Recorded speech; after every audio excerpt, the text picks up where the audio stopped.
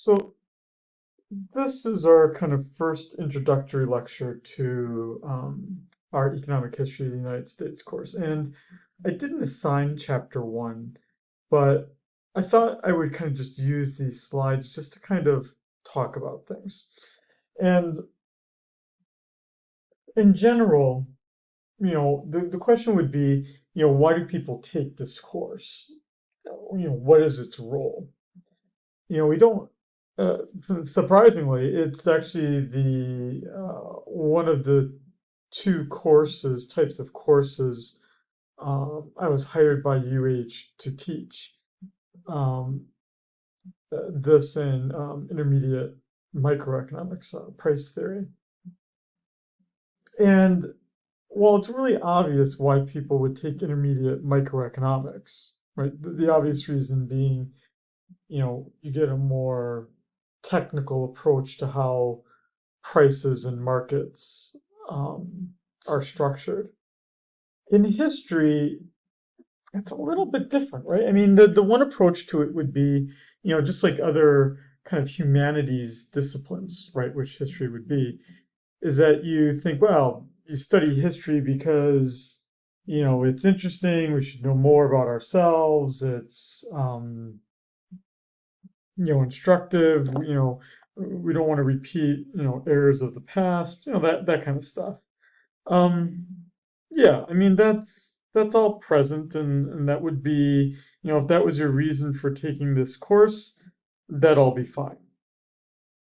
But in the textbook, in this chapter one, what I kind of like about this chapter is that, and if you want the chapter, like if you actually want to read the textbook chapter, just send me an email and I'll send it to you. But what this chapter does as well is that it talks about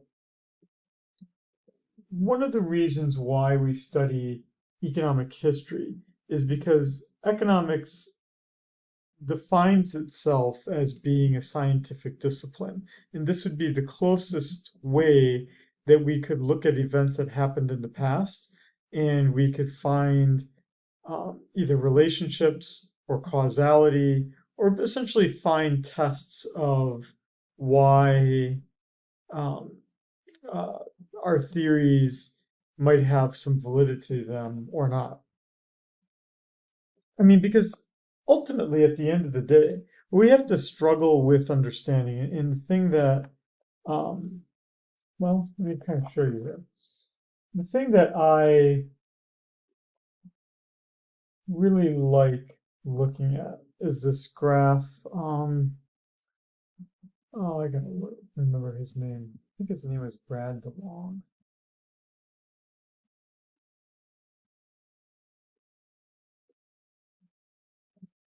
I'm just gonna look at images here because there's a graph that I really want to find.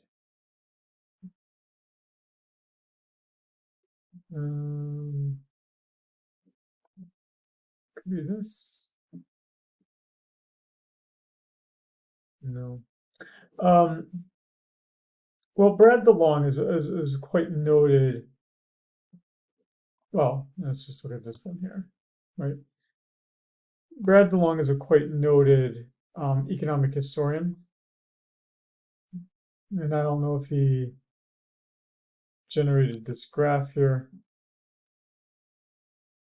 Well, what's interesting about it is that for nearly all of any recorded economic history, there is no growth at all until we reach the Industrial Revolution, and then it shoots up, right? So, in economics, we call this kind of phenomenon like a hockey stick. Well, that is a hockey stick.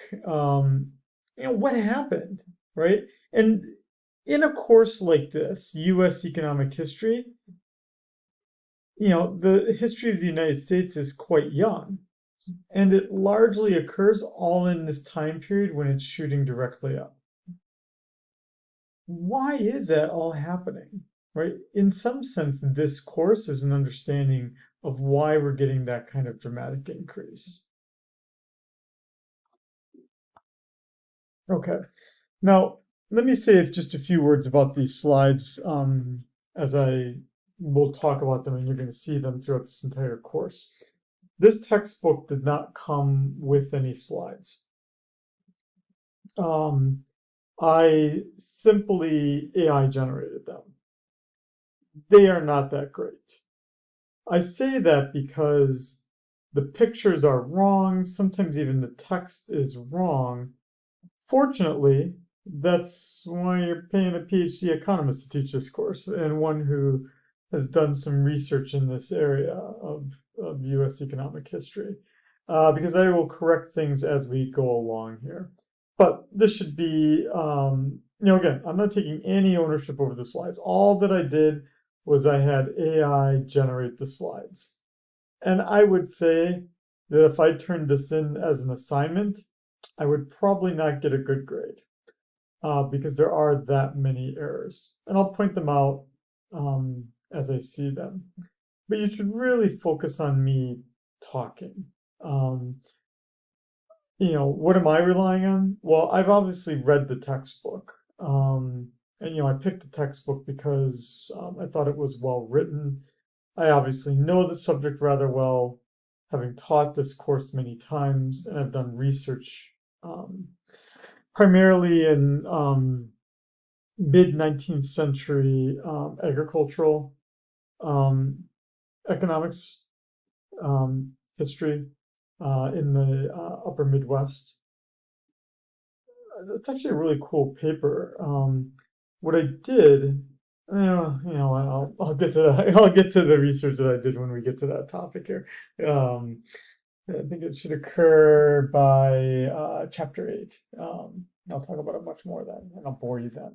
Okay, so what these slides do, though, is they, for those of you who are much shorter on time here, especially during the summer, this can be a way that you don't have to feel like you have to read the whole chapter. Because what I had AI do was I fed it the chapter, and AI did its work. I'd say certainly not fantastic, but okay.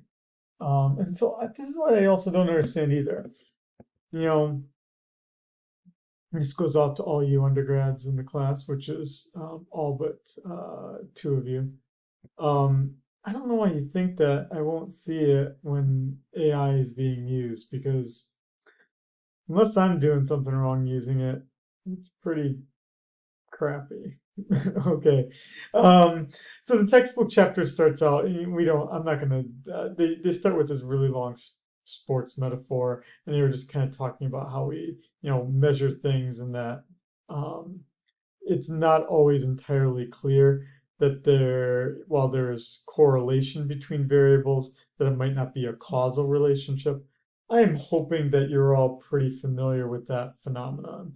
Right, the example that I like to use for those of you who had me even for principles class, Econ 131, or I even covered it a little bit in intermediate micro, is that if we looked at the number of drowning deaths and the consumption of ice cream, there would be a positive relationship between the two. But it's not that eating ice cream is causing people to drown, right? There's no causal relationship between the two. Rather, the fact that it's summer is kind of operating in the background, right, and is causing the increase in both of those variables. That's how our chapter starts here. Right. Now,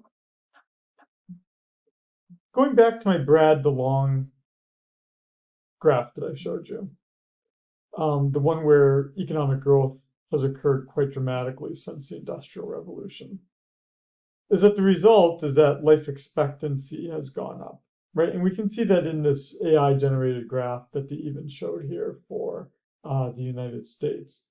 But the fact of the matter is, right, watch any, period movie, right, of something back in the time of the Industrial Revolution, and you see people dying of like really simple diseases at the age of 40, which would be exactly what you would expect to have happened during the time of Jesus and be exactly what you would expect to have happened in the time of the Egyptians, et cetera, right?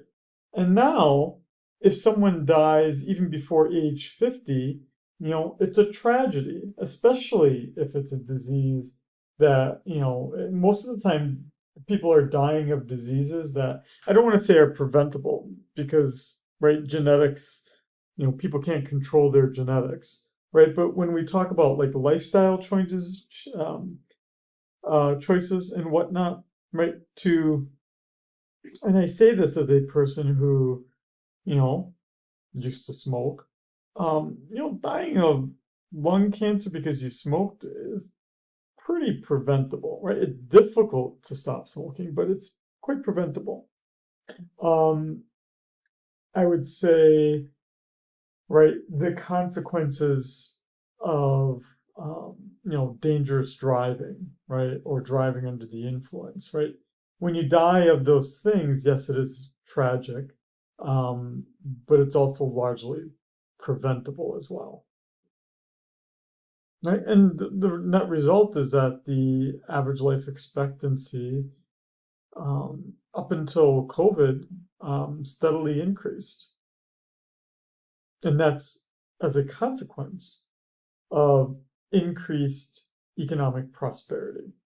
So there, right there, you've got a good reason for we should try to understand why we have economic progress because the consequences are um,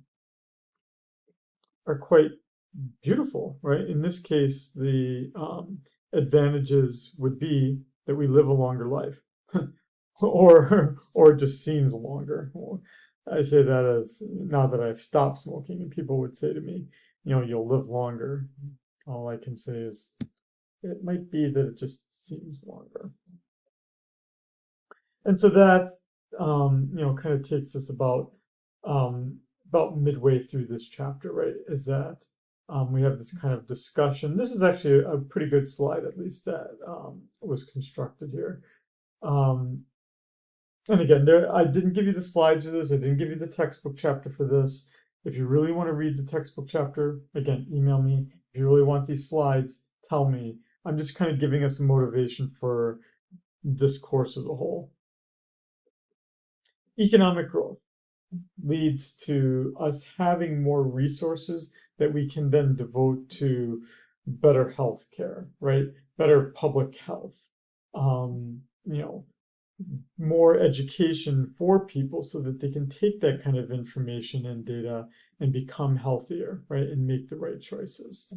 And as a consequence as well, that they can uh, become more productive. And as they become more productive, they can allocate more time to these other things like their health.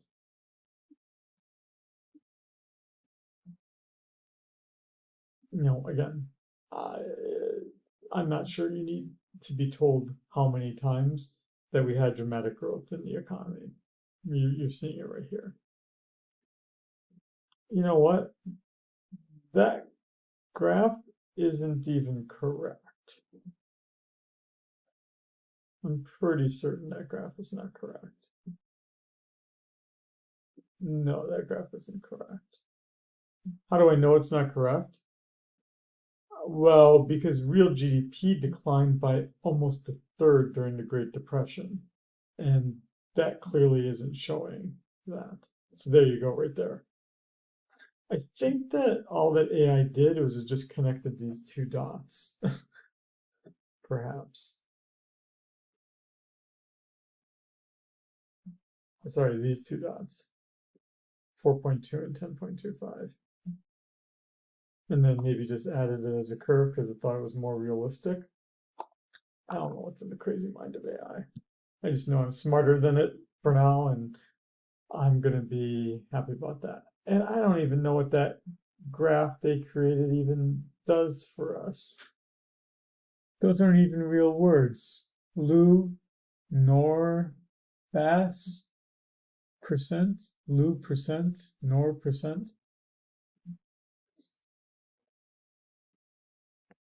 The notion of inequality existing has always been there, even back in the time of Jesus, right? We've always had rich people in the world and we've always had poor people in the world. Um, it's not entirely easy to say whether we've had a whether things have become more equal over time. Um, I'd like to think that we have. The data seems to suggest it somewhat with the data that we do have um, captured, but it's generally the case that income inequality is mm, uh, more severe to the extent that a country is developing. And as a country becomes more developed, then what we find is that that more developed country has more resources to kind of try to help the poor, right? With some exceptions, right? Even in the United States, obviously we're the most developed country in the world, the richest country in the world.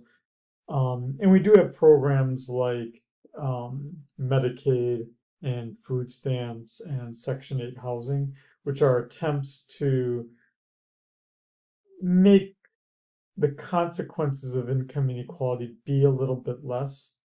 The fact of the matter is that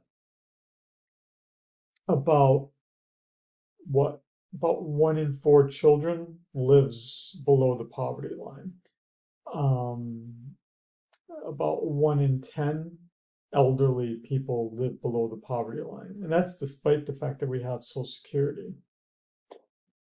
And on the other side of it, right, we've got like Zuckerberg, Bezos, um, Buffett, pick your rich people, right? Elon Musk, who have combined income levels, not let alone wealth levels that you know are, represent the combined income of millions of people in the country. Um, yeah, I'd say this is generally correct. So how do we create this, right? So this would go back to, um, again, what am I trying to motivate here? I'm trying to motivate why do we study US economic history?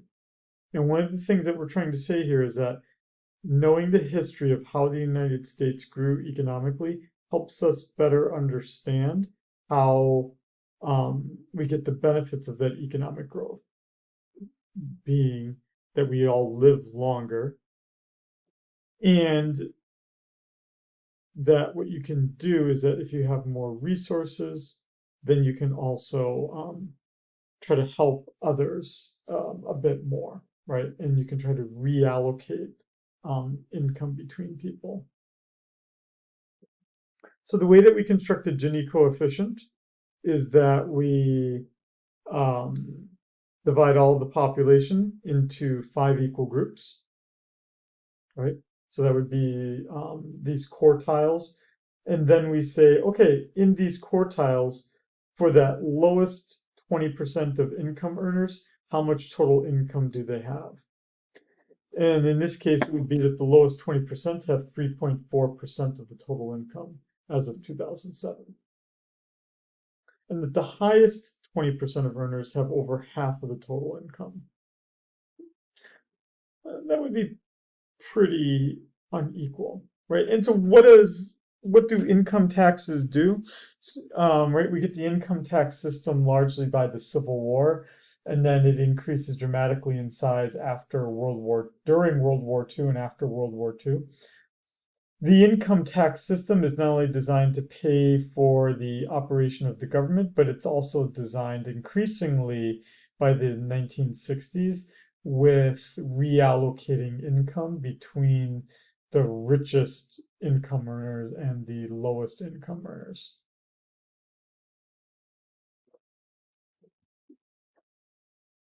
And again, you can kind of see this here is that um, we fought a war in poverty in the 1960s, and unfortunately, in this class, with because of the shortness of this class, we're not going to get past World War II. So we're not going to get to the war on poverty. There is a textbook chapter that deals with it. Um, I think it would get to it by, I'm looking here at the thing, chapter 28. I do have it, so if you do want to read about it on your own, you can. But we largely, we keep income support programs in place like Head Start and um, again, Section 8 housing, food stamps, these kinds of things. But I mean, the the trend has been that these income support programs are giving less income and it's harder to qualify for the help. And so we're seeing a widening disparity um, between the groups where the rich are becoming dramatically richer. And we could say this is kind of the tech economy where, these individuals are concentrating a great deal more wealth. I don't think it's this smooth for the other groups. So again, I'm going to say that there's a little bit of a fault here with AI in this case here.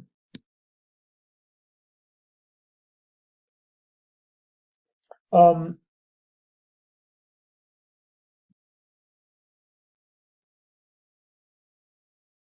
One of the other things this kind of helps us better understand would be this idea of, you know, how is what we've got in the economy, how is that changing as well?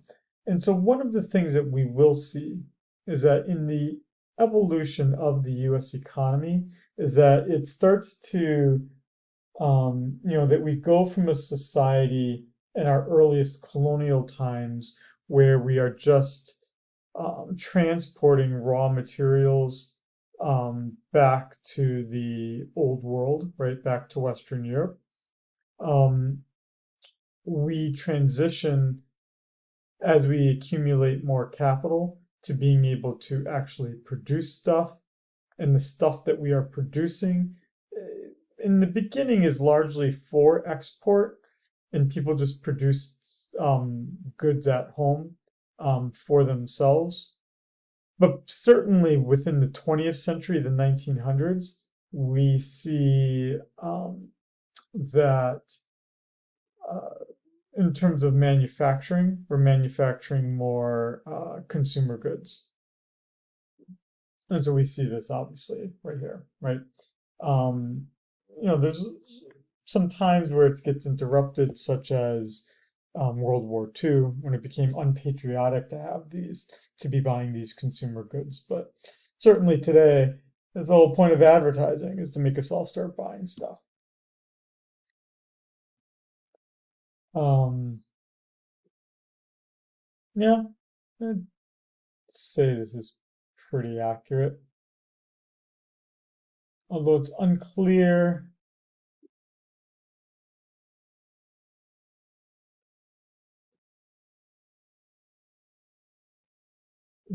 I think this is saying, I think this graph that was generated, which isn't coming from the textbook, I think this is just saying that basically everyone has a TV, so this would be 100%, and that 75% of people have cell phones and smartphones by 2020. That doesn't, seems a little low. I don't think I've met anyone who doesn't own a smartphone, which now gets me to, let's just see here. It's kind of fun AI, right? I mean, finding all the errors that it makes. I mean, this is kind of,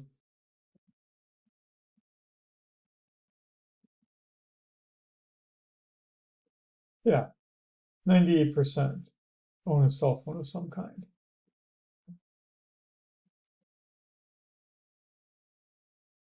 Well, this one says 98%. This one says 90%. The AI one here.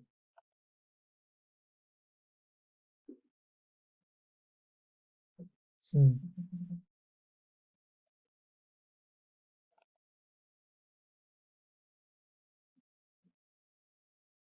Well, but see here, so here it's saying 95% use the internet, 90% have a smartphone.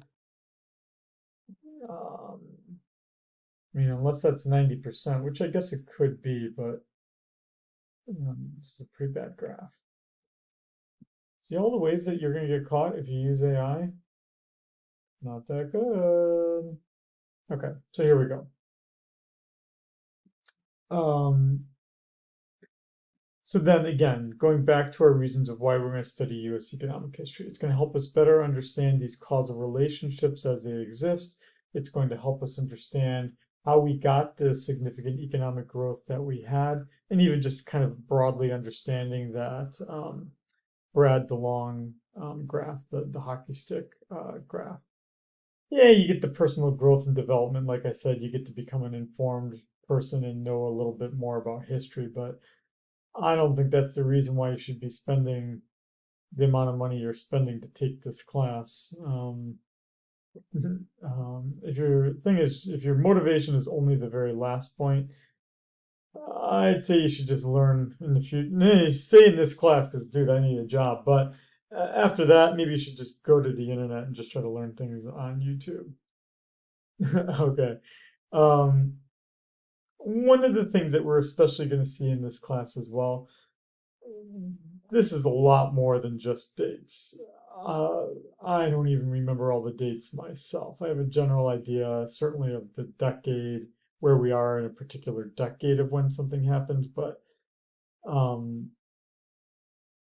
we're we're really going to be focused, especially in this course, on the bigger picture, why we should care about something. I don't care that the Transcontinental Railroad was completed in 1869 and that you remember that it was 1869, more so that right, we have some understanding of the larger debate that we'll get to in about what chapter 9, um, of how the growth of the transportation network in the economy helps us better understand about, did the railroad enter an area before the market emerged in a particular community, or did it emerge only because the market was already present? Well, we're actually still debating those kinds of things. But those bigger questions is what I'm more interested in, and what I'm more interested in you thinking about than just this date issue. I'm not sure what that's a picture of. It looks like a fake capital of somewhere, and it looks like they're constructing it. I'm not sure why there's a big cloud of smoke behind it.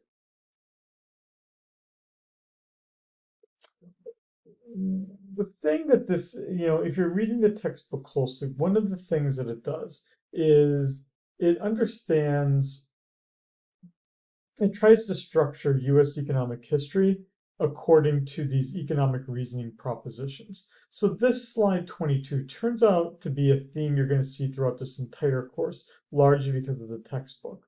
And um, what the authors of the textbook try to do here is they try to understand things happening. They try to understand history through these 5 propositions: that choices matter, costs matter, incentives matter, institutions matter, and that evidence matters. And that all 5 of these things help us understand why things occur and help us understand uh, potentially how we could structure, future policies and whatnot to try to get an intended result. So, again, if you're reading the textbook, you're going to see him refer to economic proposition number 1, 2, 3, 4, and 5.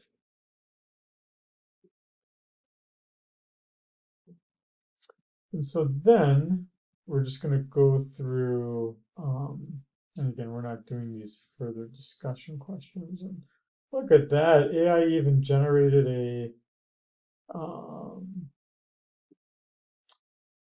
did it? No, I don't think they, no, it did. Yeah, I tried to be smart. Um, but I see two errors. I'm gonna pause the video right here and just see if I have identified the errors. 1 second. Yep. Um, actually, there are two errors, two large errors and one minor error. Uh, no, three errors. I'm just gonna call it three errors. Um, why do I keep doing this? Yeah, I'm doing that a lot right now, but I'm really just trying to show you maybe AI 10 years from now is going to be a lot better, but it's pretty crappy. And so please, please, please don't use it. If you had done it if I had had an assignment where I said generate slides for chapter one and you had submitted this, which you probably, right, which you could have done really quickly. And like, I think it took me about, I want to say 5 or 10 minutes to put in the data for AI to generate these 31 slides. Even if I had not caught that it was AI, it still would be pretty wrong. But um,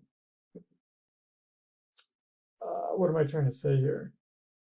These references are uh, not correct. There is no Jane Doe article, and there is no Journal of Economic Studies that's in its 45th issue. That was the first one that popped up for me. Journal of Economic Studies does exist, but it's not on volume 45 in the year 2021.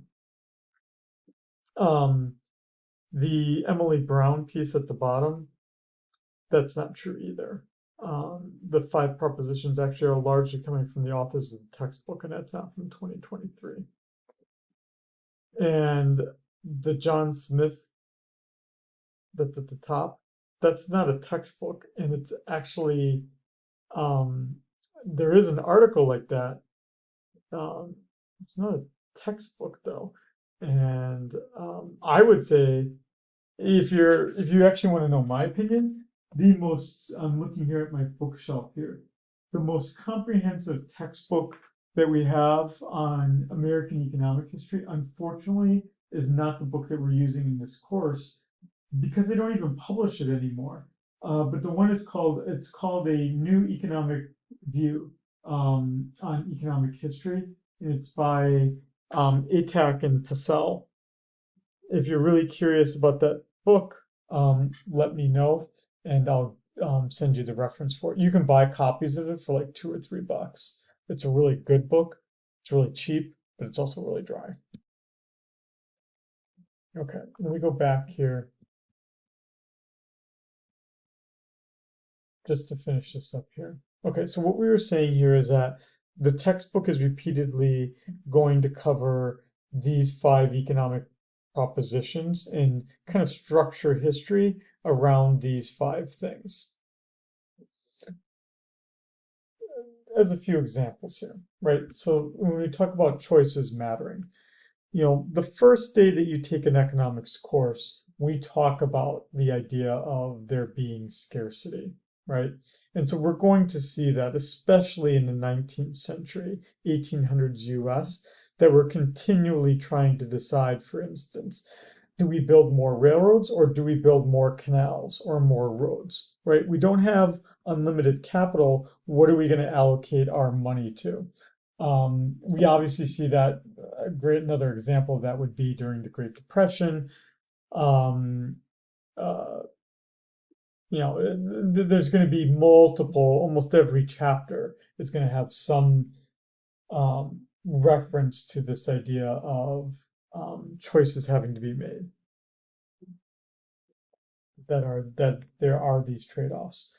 Incentives mattering. Again, we cover this largely, first few days of an economics course. We know that this is true, right? We know that people behave based on whether a positive or negative consequence exists. And we'll see that throughout U.S. history. Institutions matter. We see this especially during the Great Depression and the lead up to it. That when we get to the end of this course and we're covering the New Deal chapter and the Great Depression chapter, we largely realize that the Great Depression was an institutional failure, more so than anything else. And we also see that these institutions matter early on in U.S. economic history with the development of a national banking system, or the lack thereof. Okay.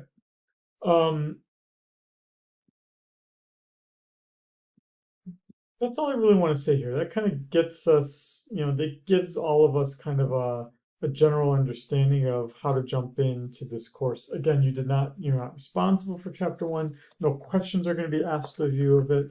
If you would like the book chapter, I'm happy to send it to you. I'm happy to give you these slides, but you should also know I'm not going to ask you any questions about it. This is just to get us introduced to the course itself.